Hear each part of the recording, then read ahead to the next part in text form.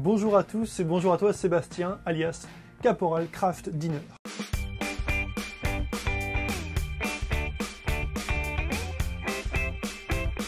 Hier, c'est notre vidéo numéro 14. Caporal Craft Dinner nous a demandé: j'ai un gros problème avec la lecture de problèmes de maths. Je suis en test pour passer un examen de secondaire 2. Je dois trouver des formules algébriques pour des problèmes écrits et les résoudre. Et je me casse vraiment la tête avec ça. Et mon examen est dans une semaine. Je suis vraiment stressé. J'aimerais savoir si vous avez des solutions pour aider à trouver des formules à partir d'un texte et des données. Merci, Sébastien. Seb, j'avoue, là, tu t'y prends un peu tard parce que d'habitude, on met une vidéo par semaine en ligne. Mais bon, vu que t'es sympa, vu que t'es pressé, on va faire un effort. On avait déjà une vidéo qu'on a fait sur ce sujet, justement. Donc, on va te la passer. Donc Sébastien, je te souhaite un bon cours et surtout un bon examen la semaine prochaine.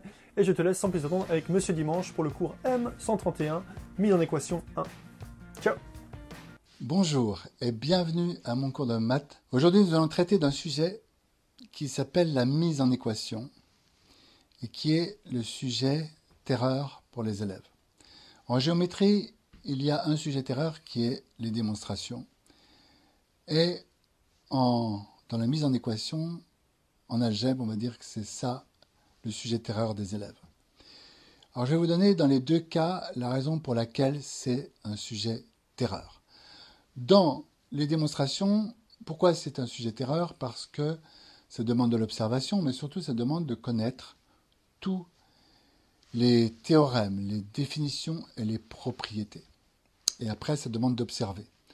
Donc quand un élève, quand vous savez que vous avez des trous en ce qui concerne les définitions, les propriétés, par exemple d'une médiatrice ou d'une médiane, et vous avez des trous en ce qui concerne les théorèmes, ben vous êtes déjà stressé quand vous voyez arriver le sujet, et donc vous êtes incapable de voir sur le dessin ce que vous pouvez utiliser.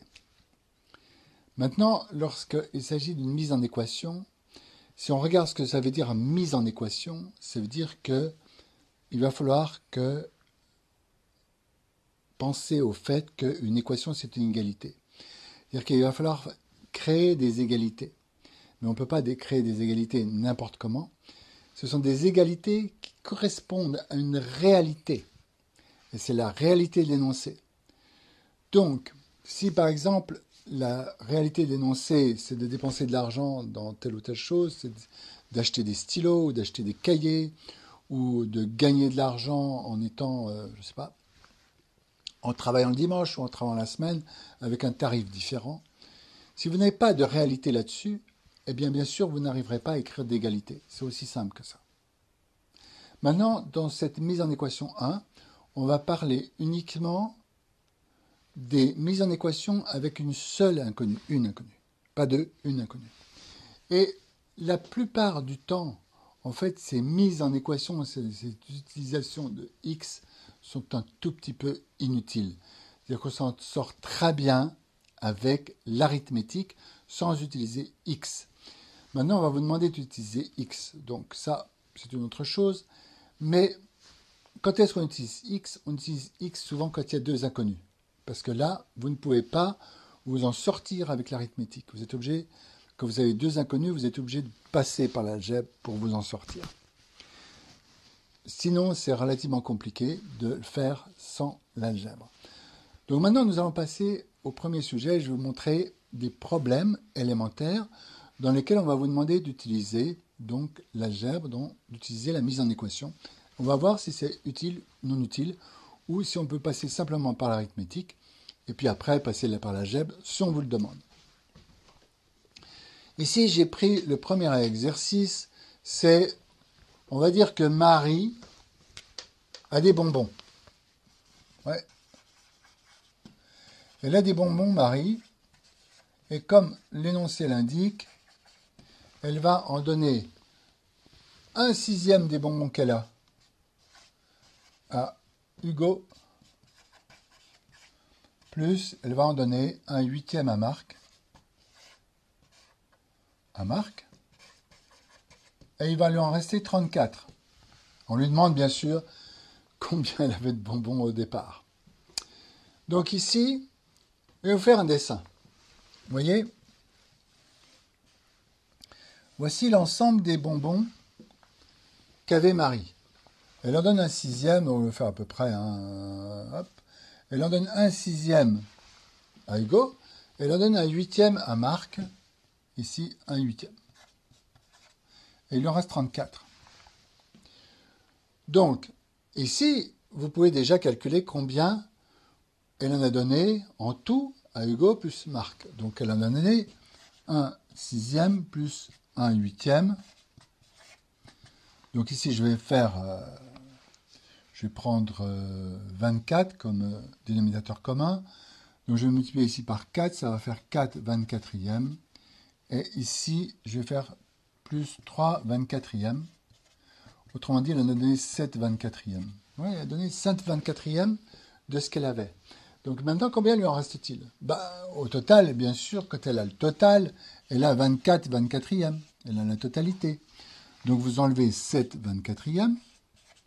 Et vous découvrez que ici, il lui reste 17 24e dans sa poche. Et ces 17 24e, les 34 bonbons qui lui restent, représentent 17 24e. Donc si c'est 17 parts qui représentent 34 bonbons, chaque part, vous savez qu'une part, un 24e, ça correspond à 2 bonbons. Donc ça veut dire que quand vous avez 24 24e, donc 1 24e, c'est 2 bonbons. Donc 24 24e, c'est-à-dire ce qu'elle avait au départ, eh bien, ça représente 24 fois 2, c'est-à-dire 48 bonbons. Donc là, je vais faire une vérification très rapide. C'est-à-dire, je vais faire un sixième de 48, donc ça en fait 8. Ensuite, je vais faire un huitième de 48, ça fait 6. Ça fait 8 plus 6, 14 bonbons. Donc 48 moins 14, c'est égal à 34 bonbons. Voilà, donc ça, je l'ai résolu par l'arithmétique, simplement par l'observation, en faisant mes petits dessins tranquilles, et j'ai pu tout vérifier. Maintenant, on va le faire par l'algèbre, on va voir si ça apporte quelque chose. Donc ici, ce que je ne connais pas et ce que je cherche, c'est la quantité de bonbons totale que j'avais au départ, qui est X. C'est ça que je cherche. Donc c'est mon inconnu. Donc maintenant, qu'est-ce que ça représente? Eh bien, X, c'est égal à quoi? C'est égal à 1 sixième de X. Il y a 1 sixième de totalité des bonbons que j'avais, plus 1 huitième de X, plus 34. Voilà. J'ai ma mise en équation parce que j'ai mon égalité. Vous voyez, j'ai mis mon égalité. Donc la totalité des bonbons que j'avais, admettons que j'ai 48 bonbons, eh bien, bon, maintenant je connais le résultat. Mettons que j'ai 100 bonbons, eh bien, ici, mon 100 bonbons, j'en ai donné 1 sixième de 100 multiplié par 100 à Hugo, j'en ai un huitième de 100 à Marc, et il m'en reste 34. Voilà. Donc voici ma mise en équation. Donc après, c'est fini. Je n'ai plus qu'à résoudre mon équation. Donc je passe tous les x de ce côté-là. Ça fait x moins 1 sixième de x moins 1 huitième de x égale 34. Hein, je fais comme d'habitude pour les mises en équation. Là, je vais réduire tous mes dénominateurs. Donc ici, je vais prendre 24 comme dénominateur. Je vais tout mettre. Donc c'est 24 24e de x. Je vais très rapidement. Ici, parce que x, c'est 1x. Donc 1x, c'est 24 24e de x. Ici, moins. Pour avoir 24, il faut que je multiplie par 4, parce que 4 fois 6, 24. Donc 4 24e de x. Moins. Ici, il faut que je multiplie par 3 pour avoir 24. Multiplie 8 par 3, donc ça va faire 3 24e de x égale 34. Donc maintenant, je vais faire mon bazar, c'est-à-dire 24 moins 7. 24 moins 4 moins 3, ça va me faire 17 24e de x égale 34. Donc n'oubliez pas ici, je vous donne toujours l'astuce, si vous aviez 2 pommes égale 10 euros, vous sauriez qu'une pomme, c'est égal à 10 euros, divisé par 2, c'est 5 euros. Ça, vous le savez. Donc ici, vous avez 17 24e de x. Vous avez une situation complètement similaire, contrairement à ce que vous pourriez penser, égale 34. Le seul côté barbare, c'est qu'à la place de 2, ben vous avez 17 24e, et à la place de pomme, vous avez x. C'est ça la différence. Mais le traitement elle-même, on traite les x comme on traite les pommes. Donc je vais voir x égale 34, grande barre de fraction, divisé par 17 24e. Comme ici, j'ai divisé par 2. Donc je divise par 17 24e. Et si vous voulez mettre un petit peu un parachute pour ce genre de problème, vous écrivez 34, 34 divisé par 1. Et ici, vous avez 34 divisé par 1. Et vous avez une division de deux fractions qui est quelque chose de très familier avec vous. Enfin, je l'espère. Donc ça fait égal à 34, n'oubliez pas, pour diviser une fraction par une autre fraction, je multiplie la première, 34 sur 1, par la deuxième inversée, c'est-à-dire 24 sur 17. Vous voyez? Et ici, 34, je vais faire ma simplification, plutôt que de faire tout mon bazar. 34, c'est 2 fois 17 fois 24. Donc 34, c'est 2 fois 17 fois 24 sur 17. Je simplifie par 17. Ça me fait x égale 2 fois 24, 48. Donc voilà, notre amie Marie, notre copine Marie, avait 48 bonbons avant d'en donner un 6e à Hugo et un 8e à Marc. Après, on pourra peut-être vous demander combien Hugo il a eu et combien Marc il a eu. Il suffit de faire 48 fois 1 6e, et de diviser 48 par 6. Donc, Hugo, 48 divisé par 6, ou bien 48 fois 1 6e. Donc, ça va vous faire 8. Et Marc, donc il a eu 48 fois 1 8e, c'est-à-dire 6. Il avait 6 bonbons. Il a eu 6 bonbons. Hugo en a eu 8. Et puis, Marie, il lui en restait après 34. Donc voilà ce genre de problème. Donc vous voyez que c'est comment j'arrive à créer une égalité par rapport à la réalité ici du problème. Et donc, vraiment, je vous invite à faire un petit dessin, à voir qu'est-ce que représente x, que l'on est en train de chercher. Donc si x c'est 1 6e de x, bien sûr, 1 8e de x est 34. Et donc quand vous avez écrit que x est égal à ça, c'est fini, vous n'avez plus qu'à résoudre cette équation. Et à condition que vous sachiez résoudre une équation, ma foi, tout va bien.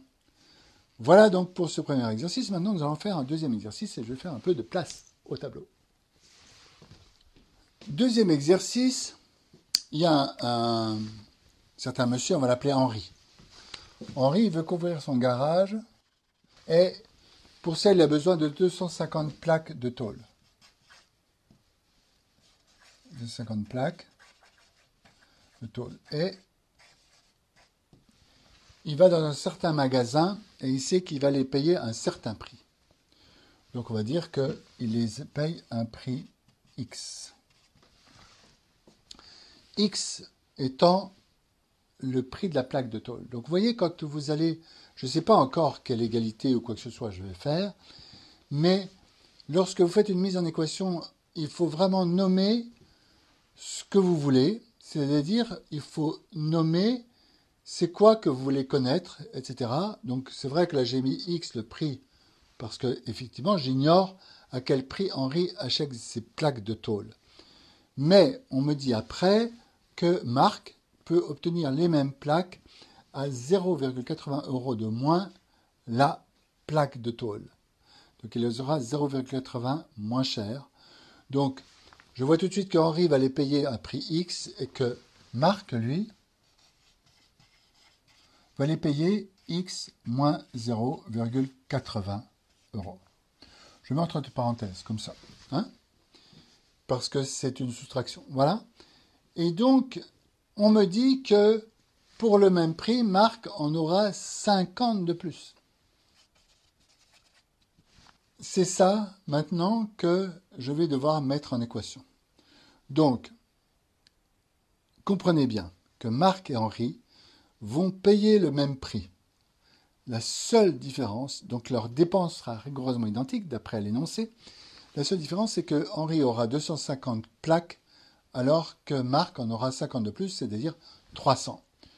Donc je sais que le prix de 250 plaques sera égal au prix de 300 plaques. Voilà. Donc vous voyez, j'ai déjà une idée d'égalité. Parce qu'économiquement, ça se passe comme ça.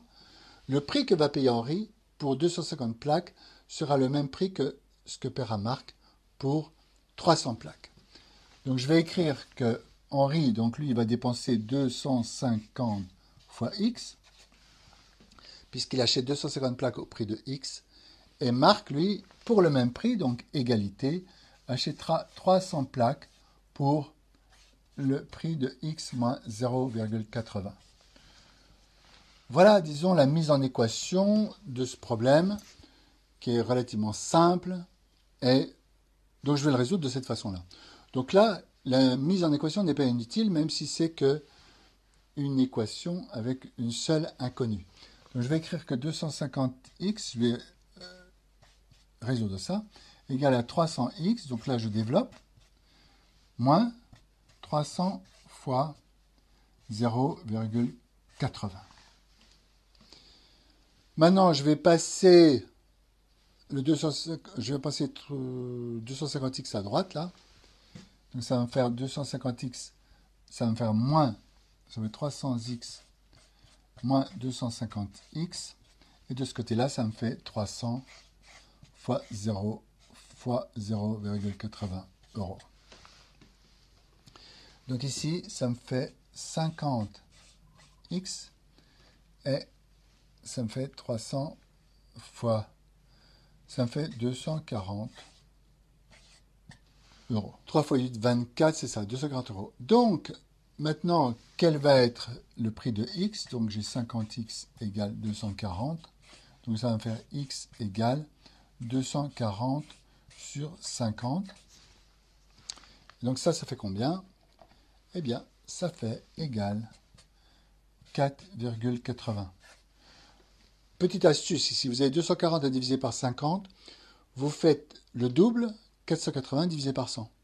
Donc 480 divisé par 100, ici, paf, 4,80. Voilà. Donc le prix que paye Henri pour ses plaques de tôle, c'est 4,80 euros. Et Marc, lui, il va payer que 4 euros par plaque de tôle. Donc Marc, il va payer 4 fois 300.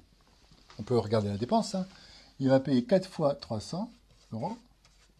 Et Henri, il va payer 4,80 fois 250 euros. Et si vous regardez 4 fois 3, 12, ça fait 1200 euros. Je vérifie toujours mes calculs. Et ici, 4,80 fois 250.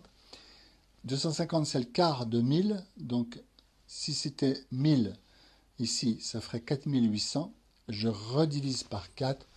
4800 par 2, ça fait 2400. Et la moitié, ça fait 1200. Voilà. Fin de l'exercice. Voilà. Donc ici, c'est pas inutile de faire une mise en équation. Et disons que c'est plus facile. Vous voyez, ça apporte un peu de légèreté au problème de l'histoire des plaques de tôle. Voilà, donc pour cet exercice. Maintenant, on va faire un autre type d'exercice, toujours avec une équation, une inconnue. Donc nous allons aborder maintenant le troisième exercice. Et ce que je voulais dire, ce que vous avez pu observer certainement par rapport aux deux exercices précédents, c'est qu'on ne peut pas faire l'économie de la pensée. Dans la mise en équation, on ne peut pas faire l'économie de la pensée. Quand je dis économie de la pensée, c'est-à-dire qu'on ne peut pas dire bah, tiens, je vais utiliser ce truc-là, et je vais utiliser cette mécanique-là, et toujours cette technique-là, et ça va marcher. Vous voyez, vous pouvez utiliser une technique bien précise, je ne sais pas, pour additionner des fractions. Vous n'êtes pas obligé de comprendre le mécanisme de ce qu'il faut faire pour additionner des fractions, mais vous pouvez le faire de manière exacte, parce que vous mémorisez une recette. Là, il n'y a pas de recette. Vous êtes obligé de penser, et pour pouvoir mettre en équation, vous êtes obligé d'avoir la clé économique de la chose, sinon vous ne pourrez pas le faire. Troisième exercice. Lucie et Marie se rendent chez le libraire. Elles vont dépenser le même argent. Lucie va acheter 5 stylos et il lui restera 1,2 euros. Et Marie va acheter 3 stylos et il lui restera 3,50 euros. Alors maintenant, c'est quoi ici l'inconnu, bien, on pourrait dire que c'est l'argent qu'elle dépense. Mais, quand même pas tout à fait. Ce qu'on voit ici, c'est que si elle dépense le même argent, on sait que la dépense de Lucie sera égale à la dépense de Marie. Donc, qui dit égal dit équation, donc égalité. Donc, on va faire l'égalité entre la dépense de Lucie et la dépense de Marie. On va égaliser les deux choses. Maintenant, ce qu'on ne connaît pas, c'est le prix des stylos. Et donc, notre inconnu, ce sera le prix des stylos. Donc, je vais mettre d'un côté, un membre de l'équation, ce sera la dépense de Lucie, et l'autre membre, ce sera la dépense de Marie. Donc, dépense de Lucie, elle va, si c'est X, le prix du stylo, parce que si je ne le nomme pas, je ne vais pas y arriver. Donc, Lucie, elle dépense 5 stylos, c'est-à-dire 5X, plus 1,2, parce que, n'oubliez pas, ce n'est pas de l'argent qui lui manque, c'est de l'argent qui lui reste dans la poche. Donc, avec l'argent qu'elle a dans la poche, elle a acheté 5 stylos, il lui reste 1,2 euros. Pareil pour Marie, elle achète 3 stylos, donc j'écris égal, 3x, plus 3,5 euros. Donc là, j'ai mon égalité, une équation, une inconnue, facile. Je passe les x de ce côté-là, donc ça fait 5x moins 3x, ça va faire 2x. Et je passe les quantités de l'autre côté, donc ça va faire 3,5 moins 1,2. Donc j'ai 2x égale 3,5 moins 1,2, ça fait 3,3, 2,3. Et donc ça me fait x égale 2,3 divisé par 2 égale 1,15 euros. Donc j'ai vérifié mon bazar et je voudrais savoir combien ils avaient d'argent toutes les deux. Donc on va dire que ici, Lucie, elle avait 5 stylos, donc elle a payé ça. Donc elle a payé 5 stylos, 5 fois 1,5, 5,75, plus il lui reste 1,2. Et Marie, 3 fois 1,15, c'est-à-dire 3,45, plus 3,5. Et donc, ça me fait ici 6, elles avaient toutes les deux 6, enfin, on ne sait pas encore, mais on espère, 6,95. Et là, je retrouve mon 6,95. Donc, elles avaient bien la même somme toutes les deux, ce qui est normal puisqu'on est parti de ça, dans l'énoncé. Donc, voilà ici une mise en équation simple, et il faut simplement lire l'énoncé. Donc, elles ont le même argent. Donc, je peux égaliser ici l'aspect économique de l'action de Lucie avec l'aspect économique de l'action de Marie. Et voilà, le tour est joué avec une équation et à une seule inconnue. Donc maintenant, je vais m'intéresser à Pinocchio. Alors Pinocchio, c'est très intéressant. On va voir si on peut mettre ça vraiment en équation. J'en doute. Donc Pinocchio, il a un problème ou une solution, c'est pas très bien. Pinocchio, il a un nez comme ça. Et en fait, son nez s'allonge de 4 cm, donc plus 4 cm, quand il dit un mensonge. Et son nez rétrécit de 4 cm, 3 cm, pardon, quand il dit la vérité, quand il dit une vérité. Et donc, un matin, Pinocchio, au début de la journée, a un nez de 5 cm. Et le soir, après avoir dit 7 mensonges, eh bien, son nez mesure 21 cm. Alors, là, je vois pas très bien ce que la mise en équation peut avoir à faire. Moi, je fais un dessin dans ces cas-là. Le nez de Pinocchio fait 5 cm le matin. Ensuite, il va dire 7 mensonges. Donc, 7 mensonges, ça fait 7 fois 4, 28. Ça veut dire que son nez, à cause des mensonges, va s'allonger de 28 cm. Le soir, son nez mesure 21 cm. Donc, vous voyez que, normalement, s'il n'avait dit aucune vérité, son nez mesurerait à la fin de la journée 28 plus 5, 33 cm. Donc son nez s'est raccourci à cause des vérités de 33 moins 21, ici, de 12 cm. Donc comme son nez rétrécit de 3 cm chaque fois qu'il dit une vérité, eh bien 12 cm correspondent à 4 vérités. 4 fois 3, 12. Eh bien là, je ne vois pas trop l'intérêt de mettre en équation, parce que j'aurais pu dire, bien sûr, que le nez de Pinocchio à la fin de la journée, c'est 5 cm plus 7 fois 4, 28, moins x. Ah, je vais l'écrire ici. Je pourrais écrire que 21 cm, son nez à la fin de la journée, c'est égal à son nez de départ le matin, 5 cm, plus 7 fois 4 cm pour les 7 mensonges qu'il a dit. C'est ça. Et moins, bien sûr, moins 3 fois x, c'est-à-dire 3 cm fois le nombre de vérités qu'il a dit. Donc on va faire ça. Donc 3 fois x, il passe ici, 3x, parce que c'est moins 3x, ça devient plus 3x, égale 5 plus 28 moins 21, égale 33 moins 21, 12. Et donc ça fait x égale 12 sur 3 égale 4. Donc il a dit 4 vérités. Donc ici, bien sûr, j'ai mis en équation, mais je dirais que ici la clé pour Pinocchio, c'est le dessin. C'est-à-dire qu'il faut arriver à se représenter. Le dessin, ce n'est pas votre parachute, ce n'est pas que votre parachute, c'est votre outil. C'est votre outil parce qu'il faut que vous représentiez le problème. Donc Pinocchio a 5 cm de nez le matin, il fait 7 mensonges, donc on sait que son nez s'allonge à cause des mensonges de 28 cm. Donc il se retrouve avec un nez de 33 cm. Ici, à la fin de la journée, s'il n'avait pas dit de vérité, il aurait un nez de 33 cm, mais en fait il n'a qu'un nez de 21 cm, donc son nez s'est rétréci de 12 cm à cause des vérités. Chaque vérité, c'est 3 cm, donc ça lui fait 4 vérités. Vous voyez ici, l'intérêt de la mise en équation, il est discutable. Maintenant, vous pouvez dire que le nez de Pinocchio, le soir, 21 cm, c'est égal à quoi? C'est égal à ces 5 cm du matin qu'il avait au départ, plus les 28 qu'il a gagnés, entre guillemets, à cause des mensonges, et moins le nombre de vérités qu'il a dites ici, qui est 3 cm fois x, qu'on ne connaît pas. Et tout ça, c'est égal à son nez du soir à 21 cm.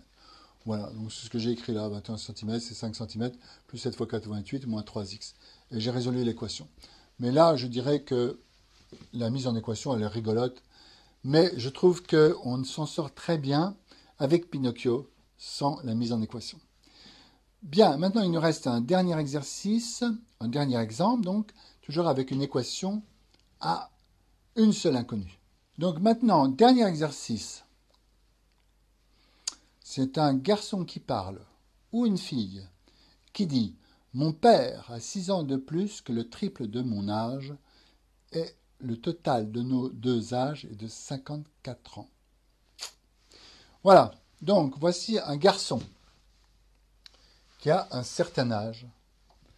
Et on va dire qu'il a un âge... vous voyez, pour raisonner, souvent vous êtes obligé de dire « je connais déjà la solution ». On va dire que notre garçon a 10 ans. Et ce qu'il est en train de dire, c'est qu'il a 10 ans et que son père a 6 ans de plus que le triple de son âge. Donc son père, ça c'est garçon. Le père, lui, il a 6 ans de plus que le triple de son âge. Que 3 fois 10. Ça, c'est l'âge du père. C'est 6 ans de plus que 3 fois 10. Donc là, le triple, et je rajoute 6 ans. Voilà, et quand je fais le total, ça fait 54. Donc j'aurai 10 plus 6 plus 3 fois 10. Oups. 3 fois 10 égale 54. Voici mon équation. Voici mon égalité. Vous voyez, elle n'a rien d'algébrique parce que je n'ai pas mis x. mais je vais mettre x. Pourquoi? Parce que j'ai mon égalité, et donc mon x, c'est mes 10 ans. Donc évidemment, ça c'est faux, hein, mais on va dire que x, c'est l'âge du garçon ou de la fille qui parle. Donc je vais remplacer 10 par x, c'est x plus 6 plus 3 fois x égale 54. Donc ici, ça fait x plus 3x, ça fait 4x, égale 54 moins 6, c'est-à-dire 48. Ça fait x égale 48, divisé par 4 égale 12. Voilà, donc notre garçon ou notre fille, celui qui parle, a 12 ans. Maintenant, est-ce qu'on aurait pu le faire sans la mise en équation? Oui, certainement, puisque vous pouvez dire que, voilà, il y a un garçon qui a un certain âge, le père a 3 fois son âge plus 6, donc déjà, vous pourriez dire que, on va faire un dessin là, vous voyez, ça c'est l'âge du garçon, ou de la fille, ça c'est son âge. Le père, lui, il a 3 fois ça, vous rajoutez 6, d'accord? Donc ça, c'est ça, ça, ça, ça. Et le total de tout ça, c'est 54. Ah ouais, je vous la joue genre arithmétique. Sans avoir besoin d'x, vous pouvez faire les deux, c'est-à-dire que quand vous êtes embêté, vous pouvez le faire comme ça, puis après, ce sera plus facile pour vous de faire la mise en équation. Donc ici, vous voyez, j'ai besoin de savoir, ici j'ai 4 choses identiques, mais j'ai mon 6 qui m'embête. Donc je fais 54 moins 6. Donc ça fait 48. Et je vois que 48, ça correspond à mes 4 rectangles là. Donc je sais que chaque rectangle vaudra 12. Parce que je fais 48 divisé par 4. Donc 48 divisé par 4 égale 12. Voilà.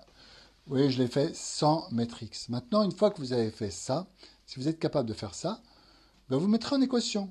Vous ferez x, vous appellerez ça, j'ai mis une croix, mais maintenant on peut l'appeler x, votre croix. Je ferai x plus 3x plus 6 égale 54. Et c'est ce que j'ai là. X plus 3x plus 6 égale 54. Vous voyez? Donc vous passez par l'arithmétique, vous voyez, à un joli dessin, toujours le joli dessin. Donc ça, c'est l'outil de base. Et après, vous pouvez passer à l'algèbre, c'est-à-dire transformer votre inconnu en x. Et vous trouvez le résultat. Et si on vous demande effectivement de faire une mise en équation, ben, vous pourrez faire votre mise en équation en passant par cet outil formidable qu'est le dessin. Et le dessin n'est faisable que, bien sûr, quand on comprend l'énoncé, quand on comprend la nature économique ou autre, la nature du problème exact qui vous est posé, puisque Pinocchio, ça n'a rien de très économique. D'avoir un nez comme ça qui s'allonge au fur et à mesure de la journée, je ne pense pas que ce soit très sympa pour lui. Et c'est la connaissance exacte de la compréhension du caractère du problème, c'est-à-dire de l'énoncé, qui fait que vous allez pouvoir mettre ici en équation ou non. Eh bien, maintenant, dans une autre leçon, dans mise en équation 2, on regardera des mises en équation, mais avec 2 inconnus au lieu d'une. Et ce sera donc l'objet du prochain cours. Je vous remercie de votre attention et je vous dis à très bientôt. Voilà Seb, j'espère que cette vidéo t'a donné les réponses que tu cherchais. Si vous voulez vous aussi une vidéo sur un sujet difficile en classe, eh bien faites-en la demande et on le fera pour vous, si c'est possible bien sûr. Voilà, je vous laisse avec le générique de fin traditionnel. Pour aller à la vidéo suivante, cliquez directement sur le bouton ici et cliquez bien sûr sur le petit bouton qui va apparaître ici pour vous abonner à notre chaîne et accéder à toutes nos vidéos. Et bien sûr, je vous invite à aller sur notre site mcmath.fr où vous pourrez vous procurer tous nos cours qui vont de la primaire à la seconde. Nous avons fait plus de 130 cours vidéo pour couvrir tous les sujets de mathématiques de chaque classe. Donc si vous achetez le pack 3e par exemple, pour 67 €, vous aurez tous les sujets de l'année complète. Et aussi laissez-nous vos commentaires, vos suggestions, vos avis, tout ce que vous voulez. Si vous avez des idées de cours, dites-le nous, on le fera pour vous. Si vous avez des envies, du mal avec certains sujets, pareil, dites-le nous et on postera une vidéo juste pour vous. Voilà, je vous dis à très bientôt.